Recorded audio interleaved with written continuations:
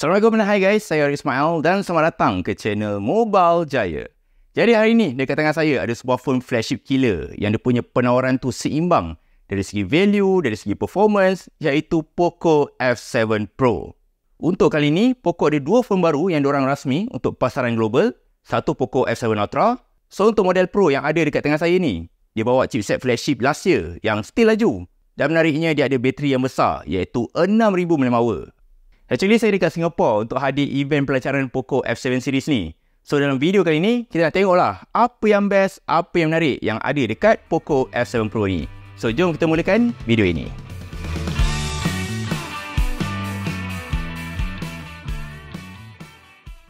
Pertama sekali kita nak tengok apa yang ada dekat dalam kotak Poco F7 Pro. Kat dalam ni ada SIM ejector tool, ada documentation, ada silicone case. Ini rupa dia kalau pakai dengan phone ni. Lepas tu kabel dia jenis USB-A ke USB-C, ada charger 90W dan finally, ini dia phone Poco F7 Pro. Jadi dari segi binaan dia, surprisingly bila pegang phone ni dia rasa solid dan premium. Binaan dia tak rasa cheap dan dia still ada IP68 macam phone flagship yang lain.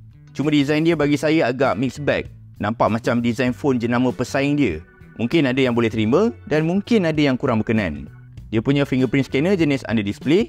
Dan dia still ada IR blaster yang location dia bukan dekat bahagian atas, tapi dia ada dekat bahagian kamera. Dia punya screen pun surprisingly cantik, siap ada support HDR10+, dan saya suka dia punya stereo speaker, sangat kuat, siap ada support Dolby Atmos, so bunyi dia lebih detail dan lebih imersif. Dari segi UI, phone ni pakai Xiaomi HyperOS 2 dengan Android 15, dan dia juga support untuk Xiaomi Hyper AI. Cuma saya nampak bloatware dekat phone ni agak banyak. Tapi nasib baik hampir ke semua bloatware ni boleh dibuang kalau korang tak rasa selesa. Kalau cakap dari segi performance, phone ni memang terasa sangat laju. Chipset Snapdragon 8 Gen 3 ni sangat capable nak handle tugasan-tugasan yang berat. So sangatlah sesuai kalau korang nak buat main game ataupun nak buat pakai long term. Untuk kamera pula, phone ni ada dua kamera saja. Ada kamera utama 50MP dan ada kamera ultra wide 8MP. So phone ni tak ada kamera telefoto. Dekat app kamera dia still ada option 2 kali zoom untuk hybrid zoom. Kamera utama dia boleh record video 8K 24 frame per second. Cuma kamera ultra wide dan kamera depan dia just boleh record video 1080p saja. So tak ada option untuk rakaman 4K. Dan kualiti gambar dia banyak improvement banding model-model yang sebelum ni. Saya perasan gambar dia lebih vibrant, ada kawalan exposure yang lebih baik, gambar low light pun kurang noise dan mampu untuk bagi bokeh yang lebih kemas kalau korang guna portrait mode.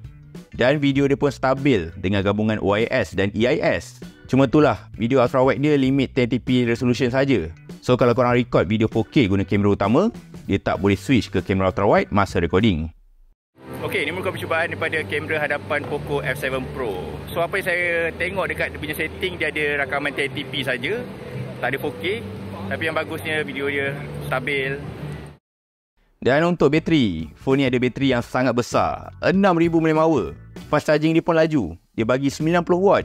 Cuma phone ni tak ada wireless charging, yang mana feature ni dia ada untuk model Ultra sahaja. So itu dia Poco F7 Pro. Harga phone ni starting dia RM2,299. So macam, apa pandangan korang tentang Poco F7 Pro? Berbaloi tak dengan specs yang dibagi? Jadi sekian sahaja daripada saya, Arif Ismail, untuk video Poco F7 Pro pada kali ini.